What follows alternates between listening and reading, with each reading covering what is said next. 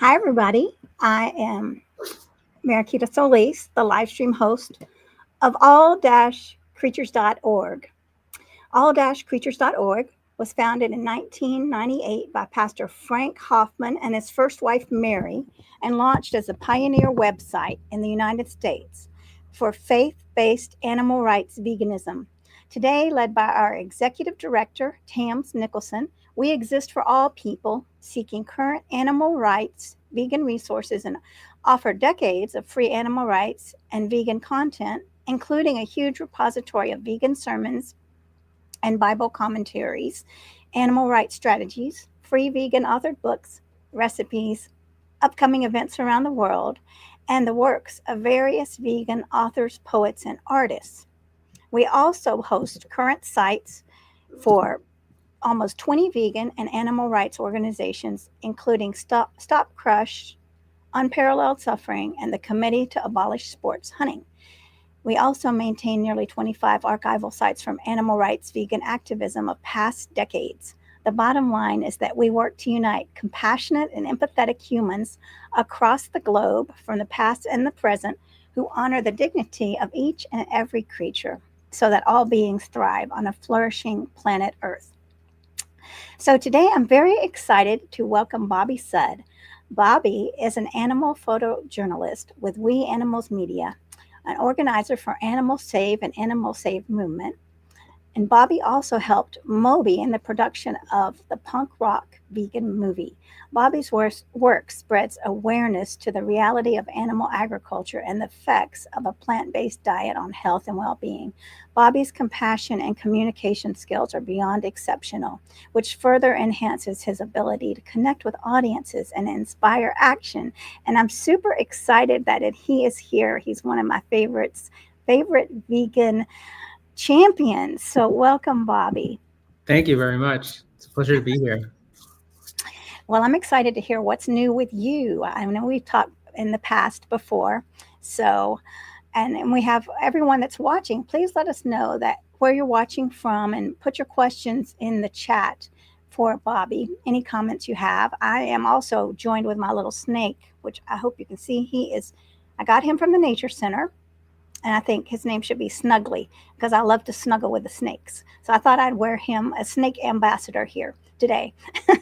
So if you're wondering what's on my shoulder, that's what's going on here. Snake and fish are representing. So anyway, thank you again, Bobby, for joining us. Let's start off with telling us about your transition to veganism.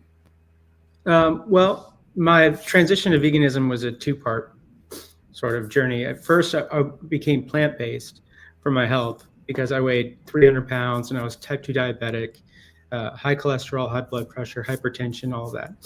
And my brother, Adam, who's been on your show, who was a plant-based nutritionist, asked me to move to LA and live with him and adopt a plant-based lifestyle to change my health. And that's what I did.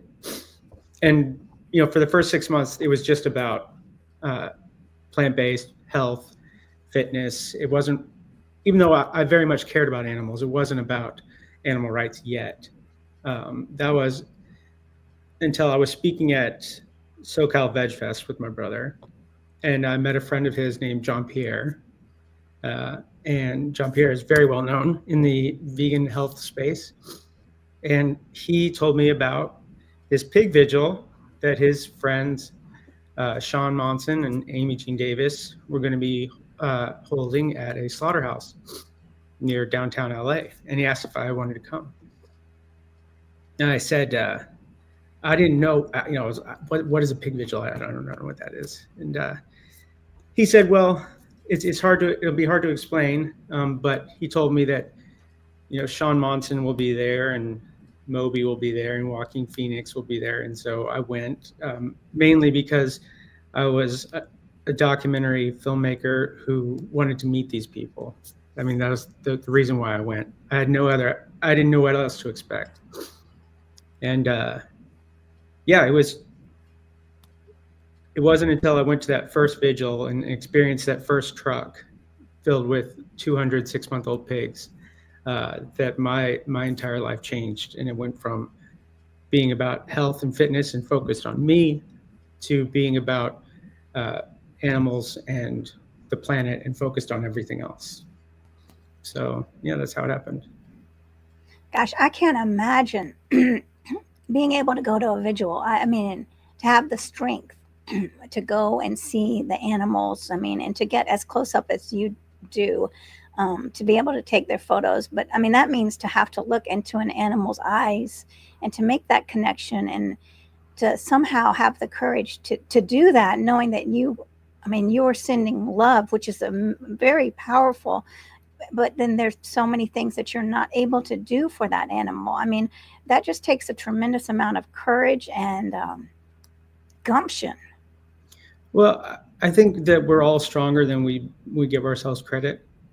We always think that things are going to be more difficult than they are or more painful than they are. And I'm not saying it isn't hard. I'm not saying it isn't difficult, but this is about, we must not, I think Sean told me this, I don't know if it's his quote or not, but he said, we must not allow what they must endure with their bodies. We must not refuse with our eyes. And I think the most important thing about vigils is not about getting somebody to be vegan or getting, that's very important, but that's very hard to do with one experience. But it's about getting vegans to be, or plant-based people like myself at the time, to become vegans and become activists. And when you are in a situation where the truth is presented to you like that, reality of things is front and center, it's undeniable. You have that fight or flight moment where, am I going to lean into this, or am I going to say that this is too hard? And you just have to step outside of yourselves and say, if this is hard for me, you know, let's just put ourselves in the place of those animals on the truck, you know. And yeah, there's sacrifice when it comes to activism. Of course there is. That's just the nature of it. So. Yeah, and that's very true. And I think it's a journey because I had never really done anything like that was disruptive, you know, that somebody might call a disruption. And so yeah, I'm actually not a disruption guy, because we're not this, right. The vigils are a love-based movement. You know, we're not attacking anybody. We're about spreading awareness. And right. yeah, I believe that the greatest way to create change is to create space for open discourse, to be able to hear somebody honestly and objectively validate their experience, because we're all humans having a human experience. And that way we create a space where people are willing to listen to each other. Disruption creates this adversarial environment where our guards are always up until we get to attack. And me personally, I don't think that's the most effective way of creating change. Right. Yeah. That's one reason you're on here, to talk about your compassionate ways.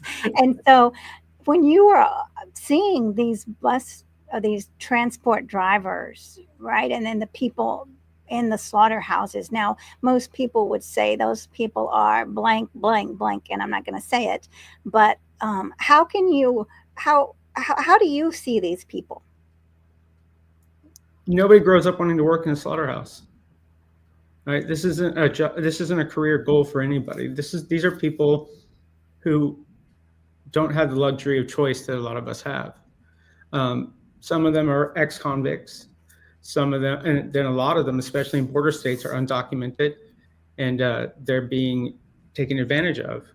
You know, they have a way that they'll hire a group of undocumented citizens for 6 months, and then they'll fire them and go find more. This way, they don't ever have to give them health insurance. Oh, that is sickening. Animal liberation is human liberation. You have the highest rates of domestic abuse because of PTSD involved in this job. You have the highest rate of amputations. These are really unsafe work environments, and these are people who this is their choice. This is all they have. And so it's not about, I've said this before, every time I've gone into a slaughterhouse, I had the expectation of seeing a factory full of monsters. But every time, all I've seen is human beings who have been forced to do monstrous things. Gosh, I mean, there are no words for that. You're very so right here. And what a perspective this is. I mean, this is the most compassionate perspective that you could have. And this is this is the hard work, right? Ridicule and shame, those ask nothing of you, right? I can ridicule you right now if I didn't even know you. I don't even need to know your name. I could, just be rude to you. I could shame you for it asks nothing of me, right? The real work comes into where I talk to someone who has a different worldview than I do. And I say, let's have an open discourse, right? I'm going to listen to everything you have to say honestly and objectively without judgment, right? And I'm going to validate the things that you say because I myself was you one time, right there, but for the flip of a coin. I wasn't always vegan. I was eating meat and dairy for 30 years. So when someone says, and I'm from Texas, so when someone says, well, I just really love barbecue, I go, I totally understand that. I get it. Because for 30 years, I loved barbecue. I loved the whole experience of getting together with people around a fire and, the whole like tribal thing, right? I can validate where they come from. And when I do that, what that person hears is, oh, this person is listening to me. This person isn't just here to judge me. And so then they're going to offer the same to me. If I don't, they will not. If I don't listen to anything they say, if every time they say something, I say, oh, that's stupid, you're wrong. They're going to do the same thing to me. And that's the hard part of saying what they're saying is making me a little angry, but I'm going to pause. I'm going to offer myself a moment to dig out a little bit more wisdom than just reacting on my first emotional response, which is anger. And it's not about anger. It's interesting because people say, well, I'm a voice for the animals, but in that moment, you're not. If you get upset, you're a voice for your anger because someone upset you. You're a voice for the animals when you take yourself out of the equation and you speak objectively. Yeah, that makes a lot of sense, and it's something that most of us, don't think about. What about? I know that you've been to rodeos and spoken with people there. Can you tell us about one of those experiences? Yeah, there was a rodeo in LA, and there were a number of groups there, and unfortunately, there were some groups with megaphones that were yelling at all the cowboys and saying that they hate them and talking about this cowboy that had died at a rodeo a few weeks before, and that they were glad he's dead, and one less animal abuser. And so of course the cowboys are yelling back at them. First of all, you're not going to get a cowboy to admit that he should go vegan at a rodeo. It's not going to happen. Okay. And first you have to be honest. What are these people? Are these people here because they like abusing animals? No, they're not. They don't believe they're abusing animals. And they believe that they love these animals and revere these animals. And they do. They just don't realize that what they're doing is objectifying and harming these animals. They don't know that. So you have to have an honest conversation with them. So I went up to one of them and I said, does anyone want to have just a calm conversation? And a bunch of them raised their hands. I said, I just want to start off by saying, I'm a 7th generation Texan. I grew up in this environment. I know what you guys are here for. I know that you're not here because you want to hurt animals, right? I know. And let's just start from there. Why don't we talk about what happens at a rodeo? Let's start with calf roping. Like, do we need that? Because they'll say, well, a lot of the things that we do at rodeo are things that help us that we do on the ranch. And I was like, okay, but how does riding a bull help you on the ranch? No one's hopping on the back of a bull, right? Can we at least admit how dangerous calf roping is for the calf? Like, we don't have to say we're going to end it, but can we at least agree? Can we find some common ground there? And they did, and they agreed. They said, yeah, because the calves die a lot of the times in calf roping from a broken neck, and that's all I wanted to do. I just wanted to create a space where they start thinking about things maybe a little bit differently, because I know It is not realistic in any sense of the word to think I'm going to get a cowboy to admit he should go vegan at a rodeo surrounded by cowboys. It's just not going to happen. So, yeah. Yeah, that is very true. I think sometimes we set up such high expectations for ourselves, and then we're very disappointed. And when we leave and say nobody went vegan, and then we attack ourselves. Not only do we attack the people, but then we say those people are jerks and we're failures. Right, and that's a recipe for burnout. And so we have to create realistic expectations, right? Is it reasonable? Is it realistic to think that a 5-minute conversation is going to get somebody to change their entire lifestyle and dietary habits? Absolutely not. Like, let's say the person's 30 years old, right? So that's 30,000 meals they've had at least in their lifetime. Almost all of them having animal products in them. And so you've got 30 years, 30,000 examples of conditioning against a 5-minute conversation with a stranger. You have no authority in their life. You're a stranger, right? So realize that what you want them to do is to see you differently. But they're going to say, "Oh, here comes the skinny tattooed vegan going to come and yell at me," and then you have a conversation that's a validating, objective, open conversation where you just get them to just change their perspective a little bit. You just get a little bit of dirt off the glass, you let a little more light in. And you hope that continues to happen for them down the road, because shame is not holding anyone to account. It's just being rude. You can shame them all you want, but they're strangers. They don't care about you, and they're going to leave and never think of you again. You're not going to be shaming any further choices that they make, right? You want them to think about things, not just yell and scream at them. What about people? What about, I've heard, I'm going to make them take responsibility. Yeah, that's not, you're, like I said, they say, well, I'm going to hold them accountable, but shame is not holding anyone to account. It's not. You have no position of authority or anything in their life. You're just a stranger on the street yelling at them, right? And they're just going to walk away, and it doesn't matter. Or you can get them to. I always think about this. You can either try to prove that you're right, or you can get someone to listen. And unfortunately, those two are usually mutually exclusive, right? And if you can't get someone to listen, you can never prove that you're right. Well, yeah, I think definitely this is the good person, this is the bad person, this is the right person, this is the wrong person. Yeah, and I mean, the world would be so nice if it were that binary, wouldn't it? It'd be so easy if it was all just broken down into good and bad, right and wrong, evil and just. Vegan is good, not vegan is bad, right? But it's just not that. It's not that binary. The world is more complex than that. We're more complex than that. In fact, those ideas don't even come into their mind when deciding if they're going to eat animals or not. It's not a choice of, am I going to be good or bad today?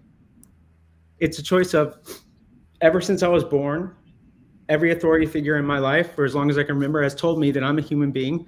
And as a human being, I eat meat and dairy. And if I don't, I might get very sick. I could even die. And that becomes your identity for survival. And then someone says, no, you shouldn't do that. And what your ego is hearing and what your psychology is hearing is, you're challenging my ability to survive, because you're saying I can't do that. And that's how I've gotten here. And so we have to understand how complex this is. This is not going to be like a quick little maneuver. This is a long, sort of a bad way of putting this, but this is the long con, you know? This is the reward after years of work. This isn't something you're going to go and talk to someone in 5 minutes and get them to change their life. It'd be wonderful if you could, but it's just not the way it works. All right. And that is very much reality. And that is one thing that so many of us expect that we're going to have one conversation and that they're going to see the light. And I feel like it took years for me, with being engagement with animals and all my. Absolutely it did. First, listen, working with Sean, I would hear all the time, oh, Earthlings made me vegan. You know, Sean Monson, the director of Earthlings. And I would say, that's cool, but that's not exactly how it happened. When you say that watching Earthlings made me vegan, you have just disregarded your entire life experience before that. You're saying that none of the pets that you had or your friends had when you were a kid, none of the movies you watched as a child, like Dumbo or Bambi or Chicken Run, and none of the positive experiences you had in your life with animals and the planet had anything to do with it. It was just Earthlings, which is false. Earthlings was just the last thing. And you were fortunate enough in your life to have enough experiences to get you to that point. And you have to understand that some people have not had the fortune of having those kind of experiences to get them to that point yet. Well, that's very true, because I know people that have watched movies like Earthlings, Dominion, all these different things. And sure, they were affected by it, but they didn't change. And then I've heard, well, how could they still be eating meat and after watching those movies? But yes, it's a journey, and everyone's different, and everyone processes differently. I think if you've been traumatized, then you've set up systems where it's not going to affect you as much. Sure.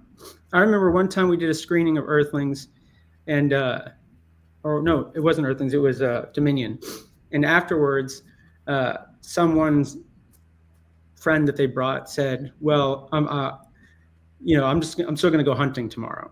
They made a point of saying that out loud, and everyone was angry and everything. And I remember Sean and I talking to people that were upset by it, and Sean said, that movie landed with him, right? If that movie had no effect, he wouldn't have said anything.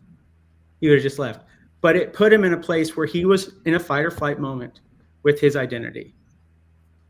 And so even when people say things like that, you have to realize, okay, this movie landed with him. What I said affected him enough to have an emotional response and vocalize it, which is a good thing.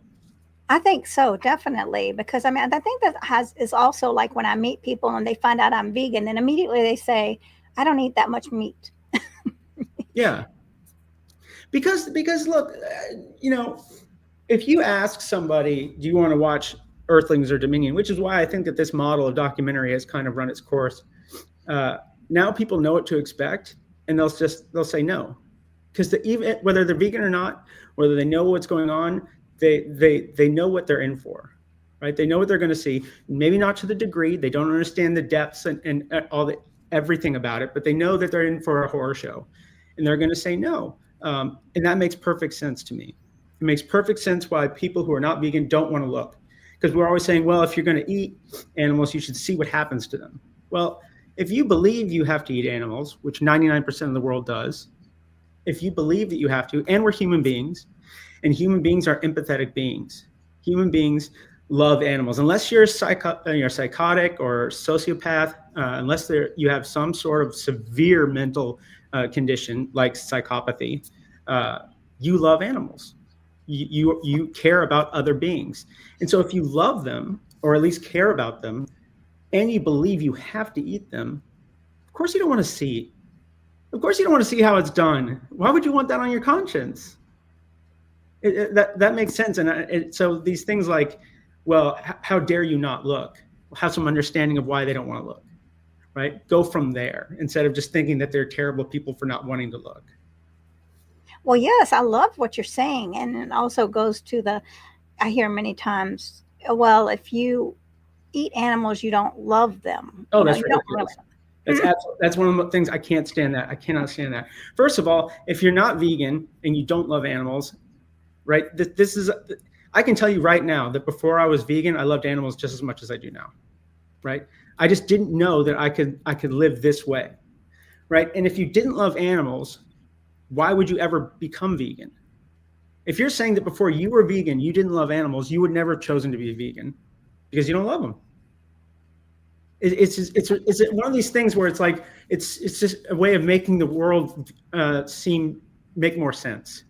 Black and white, binary, simple answers, and it's lazy activism.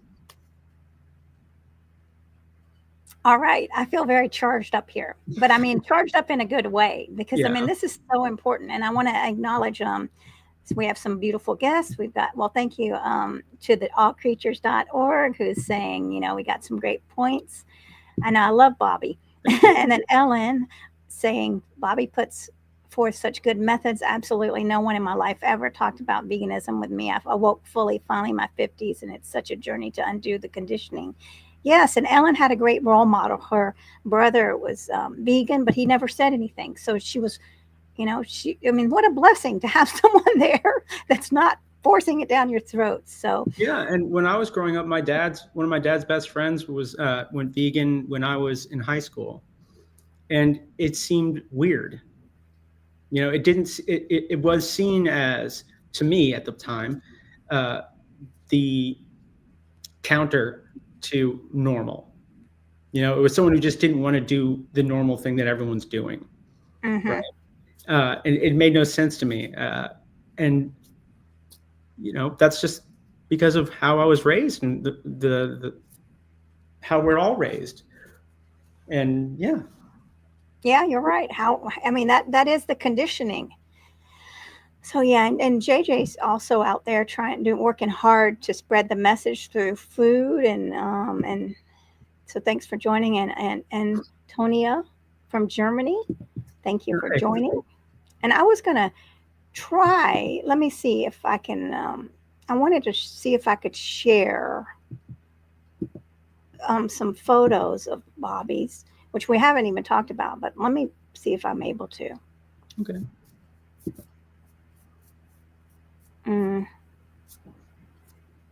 knows? Let me see. Maybe I need to pull the photo up first.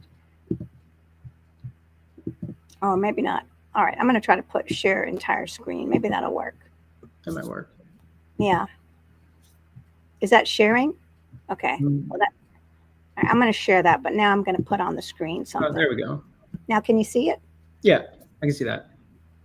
All right. And so I want you to tell us about this. I should have probably shouldn't share it first, but. No, that's okay. And then here's the other image. That's the cover of the magazine, yeah. So okay, this is an art magazine called 365 Art that 3 of my photos were published in. And this magazine, for this issue, was covering artists who are trying, as they put it, trying to change the world. And most of the artists are focused on animals and the environment. And yeah, it was an honor to be a part of it. These are 3 photos of pigs on transport trucks arriving in a slaughterhouse, and it was published last month, but it's published in Japan. So if you do order a copy, it might take a minute to get to you, unless you just want the digital copy. All right. Well, all right. I'm going to come back to you. So. Oh, and the main artist, Lavinia Rothschild, this woman who has 1 million followers on Instagram, is one of the most wonderful voices for animal advocacy, because she uses her platform for nothing else. And she's an artist as well. I have one of her paintings at my house, and she's extremely talented, and she is elevating and giving the platform for vegan artists to get their work out there, which we all appreciate. Yeah, I mean, your artwork, your photography is so beautiful. I mean, that's actually what I studied in school. I have a Bachelor of Fine Arts, and I did a lot with black and white photography, which I don't do anymore.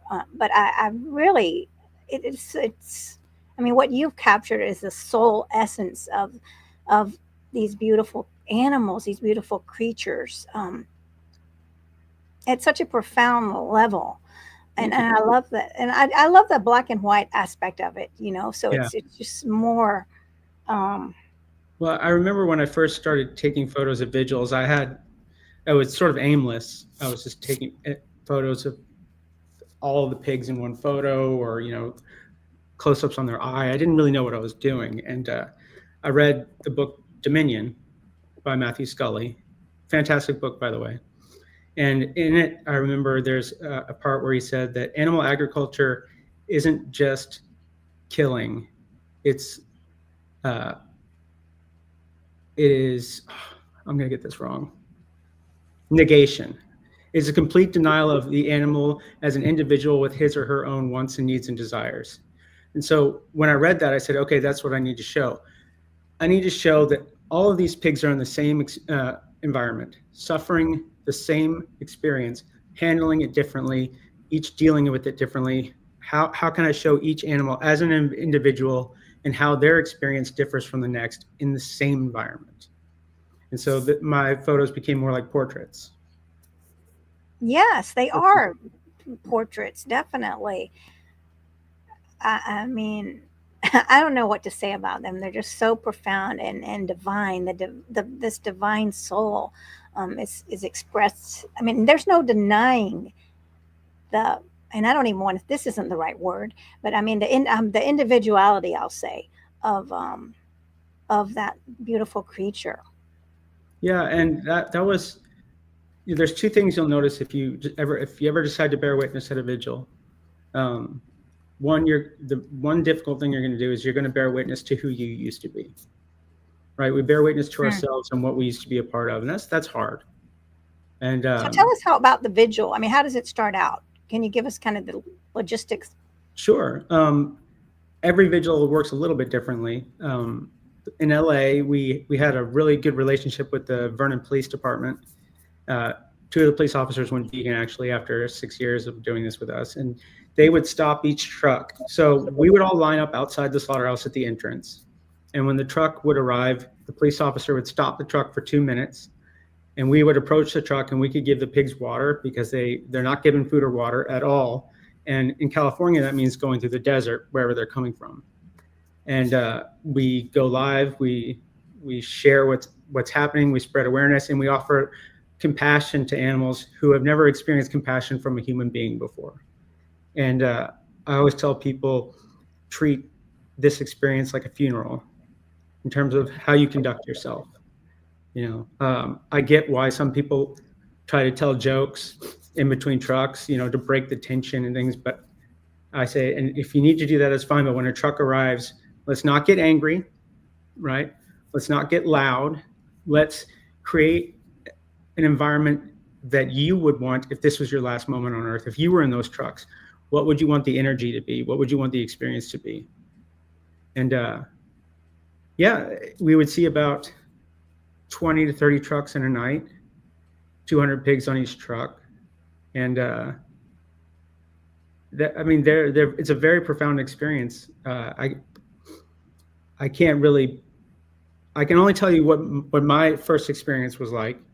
I know I've talked about this before, but I said the first time that I went up to the truck and I looked into the pigs and I could smell them and I could hear them and I could touch them. And I remember having this profound realization that I don't know what happens after we die. I have hopes of what I think will happen after we die. I have beliefs, but I don't know. But what I do know is that I get to be here on this planet as this individual that I am now once.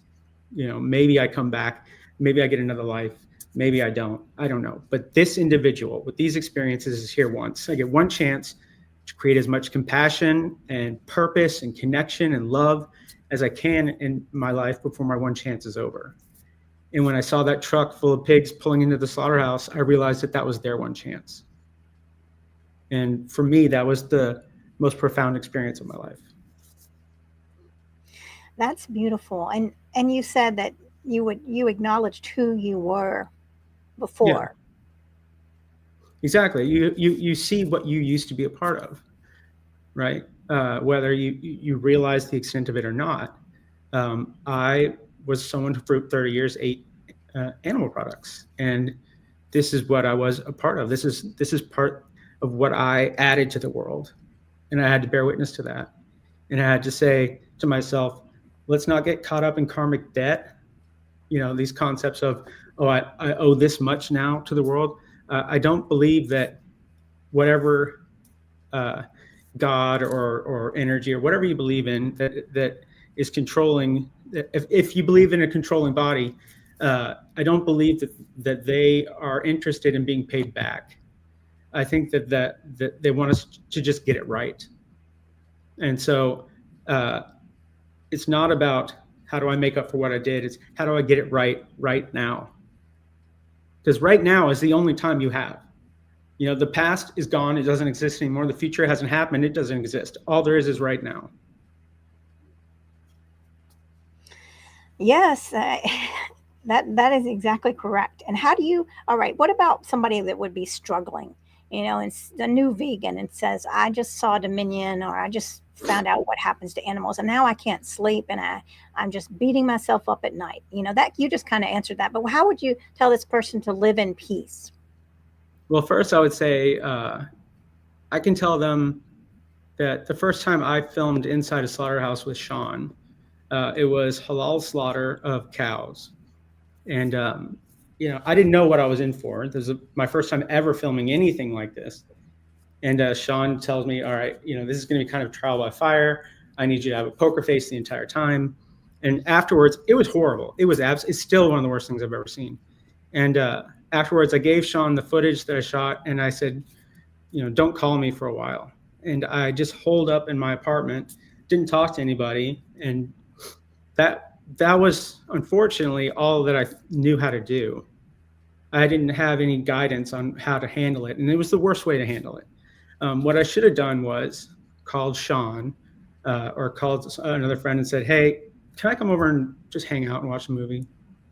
Not to come over and talk about what I saw, but to be with someone who I know experienced the same things, right? Who can just be there with me. And that's why I think community is very, very important. And the right community is very important. To be with people who know that you're struggling because they're struggling along with you, right? Who are there. They're not going to try and fix anything because nothing about you is broken, right? They're just going to be there with you and say, it's okay.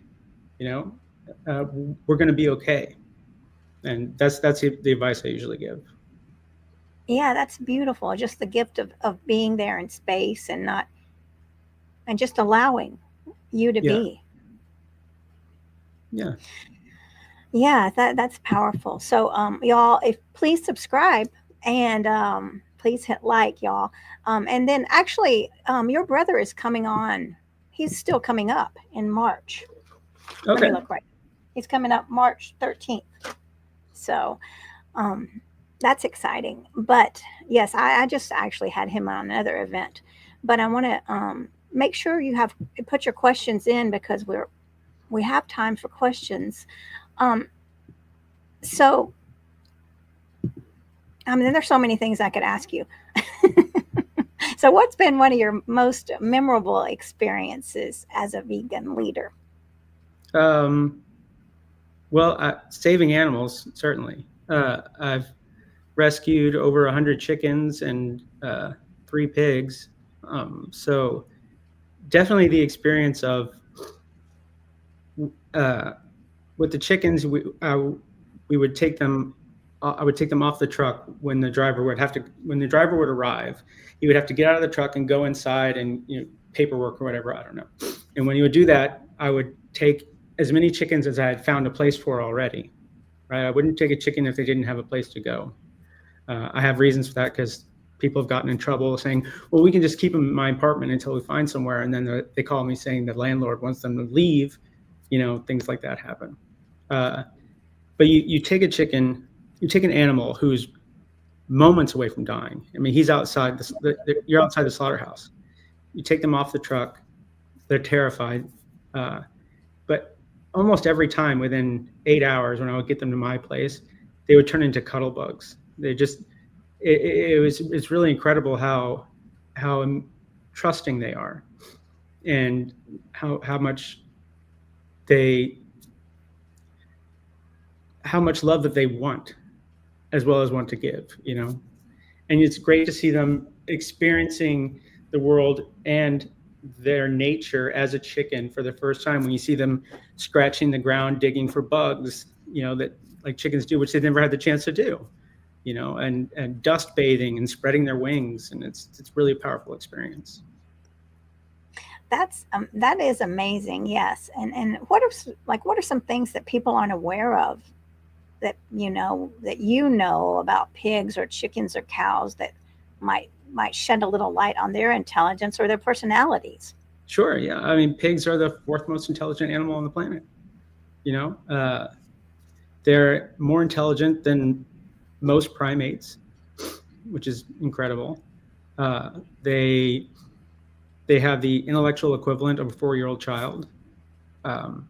Chickens can recognize 100 faces.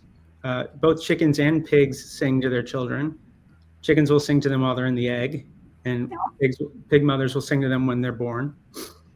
They have very tight-knit family structures, and like us, they have an inner life that's as rich and connected as our own. With they're intelligent, they're imaginative, they're loving creatures that experience the world in a way that we experience the world. So that is beautiful.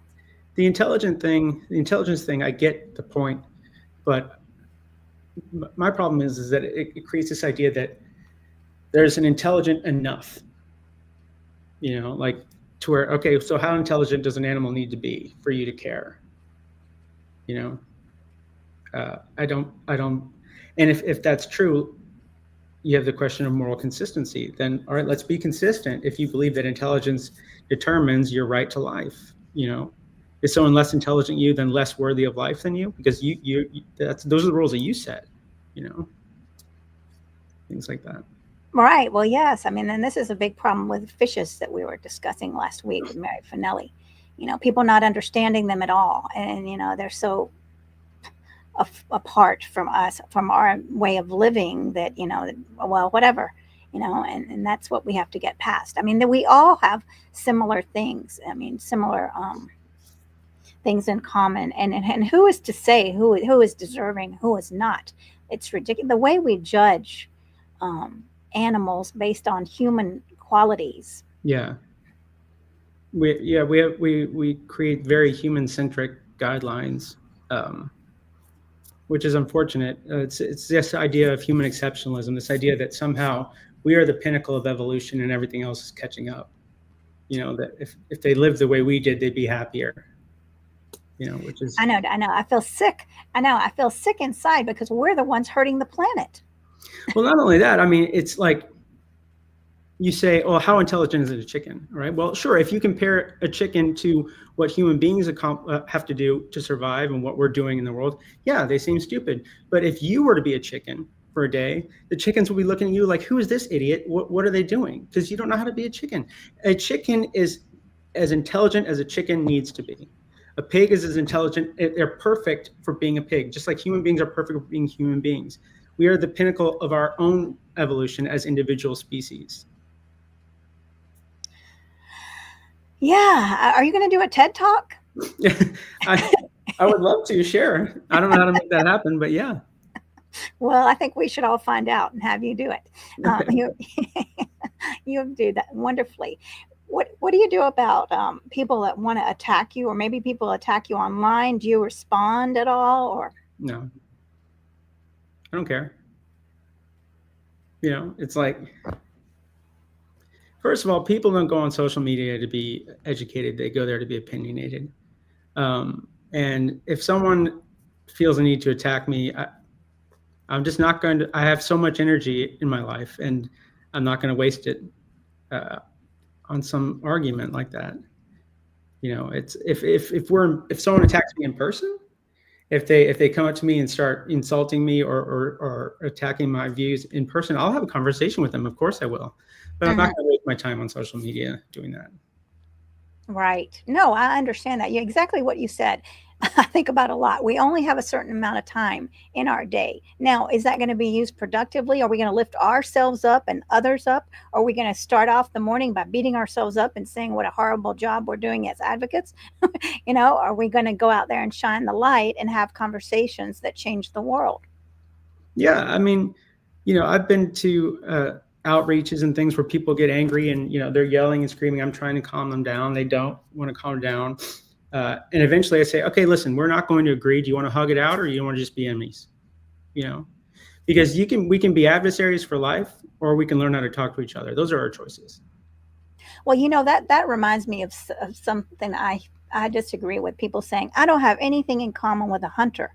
So my viewpoint is that I have to have something in common with a hunter. If you're an animal rights activist, you shouldn't have a single enemy on this planet. You should just have a bunch of people who you see that you want to be vegan one day, right? Your enemies are not slaughterhouse owners. Your enemies are not farmers and ranchers or slaughterhouse employees. Those are all people who you want on your side one day. If you say, this is my enemy, all you have now is an adversary for life. Nothing will ever change because they're going to view you as an enemy, you're going to view them as an enemy, and you're going to attack each other forever. Nothing's ever going to change. And I'm sorry, you're not that different. You know, when people say, do you feel different? Like when you're vegan, do you have to become a different person? I said, before I was vegan, I was a 7th generation Texan who loved barbecue and burgers and football and boxing and racing. And now that I'm vegan, I'm a 7th generation Texan who loves football and boxing, burgers and barbecue. It's just vegan now. The only things that have changed are pretty superficial, surprisingly. It's what I consider food, what I consider clothes, some of the language I use, what I consider entertainment. That's really it. You know, everything that was me is the core of me is still there. Nothing changed. Well, that's a very powerful point. And you acknowledging, I mean, we have to find commonalities with people. Or, I mean, how do we even have a conversation if we can't find anything in common? And if we say we're against you, how do you start out with that foundation of I'm against them? That's the foundation of failure. That's the lazy activism. That's not digging deeper into saying you're not against them. You're against animal agriculture. You're against harming and killing animals. You're not against that person as an individual. You're not. Right? And when people get upset in conversation, they're not upset because of what's happening to animals somewhere else. They're upset because that person said something that upset them. Right? And so then don't turn your anger as a way of, like, this is my voice for the animals. No, you're just voicing your anger and it's pointless. Right? I'm not saying it's pointless to be angry. You absolutely have the right to feel angry and you have the right to feel whatever you feel. Okay? I'm just saying that you don't have to react to it. You can find greater wisdom in saying, okay, that person, what they said upset me, but me responding with anger is not going to help the situation, right? And them upsetting me is about me, not them, right? There's something there that I need to work on because they upset me, and there's some healing that needs to happen there. Let's try and have an open conversation because getting angry back at them won't help. Right, and you're very empathetic, and I've studied a lot of Chris Voss's books and work, and he's an FBI negotiator, and he talks about empathy being the core, like it's a big core to negotiations, and we don't think about that. But obviously you use empathy. You have to have empathy if you're seeing people, if you're not seeing them under all these labels, but you want to understand them. I mean, exactly. That is empathetic. If you want to reach them, you have to have some understanding of who they are and what matters to them. Right. Yes, exactly. Because a lot of times we go in and say, like, well, when they love animals, then they're going to stop eating them. Well, maybe they're never going to love animals, right? Maybe they love the earth, but that's about listening skills. Yeah. And there are groups out there that I'm not going to name groups. I don't want to start drama, but that say, oh, you should only be talking about animals because you're vegan and that's what veganism is. And I said, well, that's pretty selfish. That's a pretty short-sighted and almost selfish view to activism because you're saying we're going to only do what matters to us. We're only going to take this from the point of view that we think matters. Someone isn't interested in caring about animals, but maybe they're gym rat. Maybe they want to be really, really healthy. Maybe they're an environmentalist who cares about the ocean. He doesn't really care about pigs and chickens and cows. Right? You have to meet them where they are, not where you are. And I think you can only find out where they are is if you're willing to listen to them and understand them. It's just that simple. Well, you're right. I think that's one of the big issues with our movement is this, all these categories of vegan and this is vegan. It's people trying to be the veganist vegan. Well, our way of being vegan, our view of veganism is the most vegan. Great, good for you. There's no such thing as a perfect vegan. There's not. Every single vegan on this planet is going to accidentally eat animal products at some point in their life. They're going to have to sit on leather seats. They're going to have to, it's just going to happen. Right? And so to say that like you should be this perfect vegan that we understand what that is ridiculous. Nothing in this world is about perfection.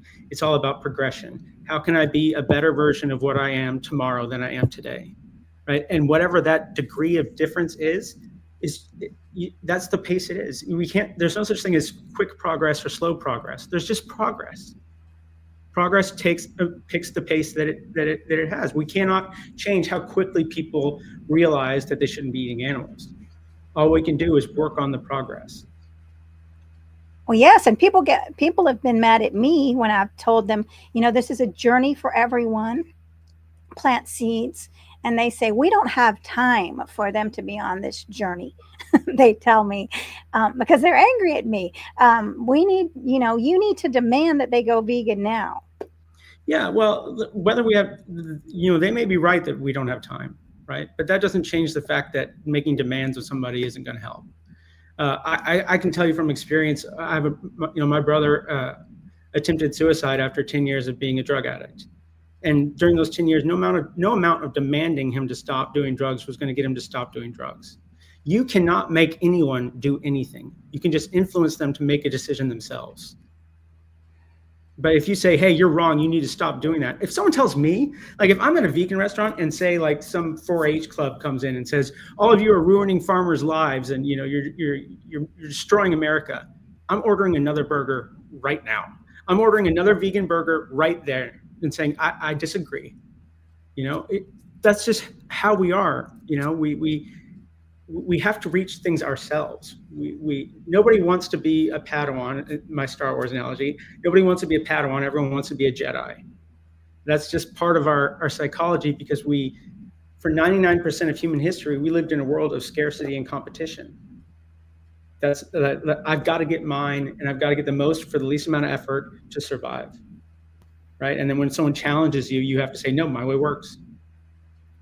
Right. Well, we definitely don't want to push someone into a corner. Right. And, there's this great book called The Pleasure Trap, written by evolutionary psychologist Doug Lisle. And he talks about if you decide to go vegan or plant-based, and the best way to talk about it with your friends, or they say, so you're doing plant-based, is that healthy? You say, well, I talked to my doctor and he said, if I'm feeling okay, just keep going with it and then see how it goes. And he's on board with it. Where'd you learn about it? Well, I got this book, you show them the book, but I've only read like the first 2 chapters. It seems to make sense so far, but maybe I'll finish it in a little while. This gives them the opportunity to get the book, read ahead of you and finish it so that they feel like they're the expert, not you. Because everyone wants to be the expert. And so play the game to let them have the ability to be the expert, even though you've already read the book, and you've gone to the doctor who said it's fine. But don't let them know that. Right. No, I think about that a lot. Like I think, gosh, I wish people don't know me, but not everybody does, of course. But I mean, a lot of people in the area, the groups that I'm in. But if I could just go start over again and say, oh my gosh, I just saw a video on factory farming and I don't even know what to think. And then I would say, but you don't want to see it. It would be a whole different approach. Yeah. Exactly. So, yeah, you got some amazing tips and some great practical and, just a very good, an amazing way of relating to people, a compassionate and effective advocacy. Yeah, it's just taking yourself out of the equation, right? It's just saying how they respond to me isn't what this is about, right? Like, it's not anything they have to say isn't personal. They don't know me. I don't know them. It's like offense. The nature of offense is you choose to be offended or not. That is the nature of offense. I'll give you an example. I'm Jewish. If I walk down the street and someone's wearing a swastika or has a tattoo of a swastika, let's say, on their face, I'm not going to be offended. He doesn't know me. Now, that symbol is offensive, correct? But I'm going to choose not to let it offend it, because here's a stranger who for some reason made the dumb decision of getting that stupid tattoo on his face, probably because he has the worst guidance possible. And now he's living this life, and you just got to feel sorry for them. It's taking that kind of approach to things to where you can stay calm and centered and have an intelligent conversation with somebody. Well, yes, because you're choosing to stay grounded in peace, and you're choosing to not look at things black and white, but to Yeah. explore, I mean, what has caused this?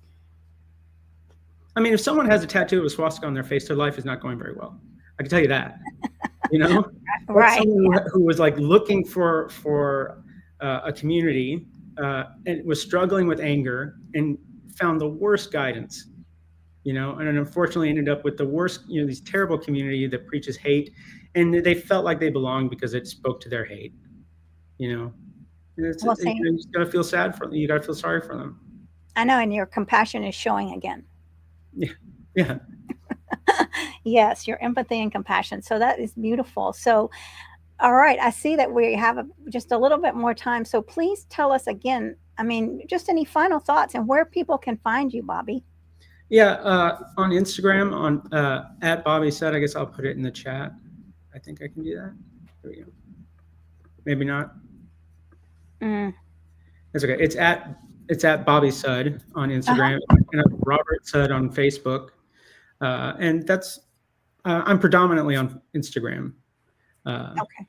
And I have a book that I'm working on getting published. It's a photography book, and hopefully that gets published this year. We'll see. And yeah. Well, that's exciting. I don't. I'm going to have to be brave to look at the photos. The photos are so beautiful, but see, that's the thing. I remember when it was the pandemic and everything was locked down, and I was meeting with a friend of mine, a very well-known vegan in LA, and he asked me, "So what are you doing now that you can't do the vigils because of the pandemic?" I said, "Well, I was thinking of selling some like nice, high-quality prints of my photos." And he said, "Listen, man. I love your photos. I love your photos, but I'm never going to hang one of your photos on my wall." And I was like, yeah, that makes sense. And, so I thought a book like a coffee table book might be easier to sell, might be easier for people to want to have in their house as a conversation starter versus something they have to look at every single day. Right. Well, I mean, I think what keeps me sane is people telling me about how they have seen, I mean, they've seen their spirit of the animals after the animal passed. They've seen the spirit, just this beautiful light, or an expression of joy, an expression of laughter. So I always go back to those. I hold that in my heart. So if I was to look at your book, that's what I would focus on. That these animals are now in the expression of the greatest expression of love, and held in the most beautiful tenderness, whatever you want to call it. That there is. That's wonderful. Well, this has been a very powerful conversation. I want to thank everybody. JJ is saying, I love Bobby's methods and his artwork. Yes, amazing. And thank you, Antonia and Ellen and all the team at All Creatures for putting this together. And Bobby, for your amazing activism and your beautiful heart. Well, thank you so much. Thank you for having me on your show. I really appreciate it. Well, we love you at all-creatures.org. And let me just tell everybody also not to forget to go to www.all-creatures.org to check out the hundreds of thousands of pages of free resources updated daily, 7 days a week without break, and sign up for our weekly newsletter. And if you see a resource on there that's not on there, please sure to email our executive director, Tams, at all-creatures.org, and make sure to search on our website for vegan churches to find vegan faith-based resources near you. And make sure to go to our Instagram and follow Bobby. Thank you. Appreciate it. All right. Thanks, y'all, so much. Thank you, Bobby.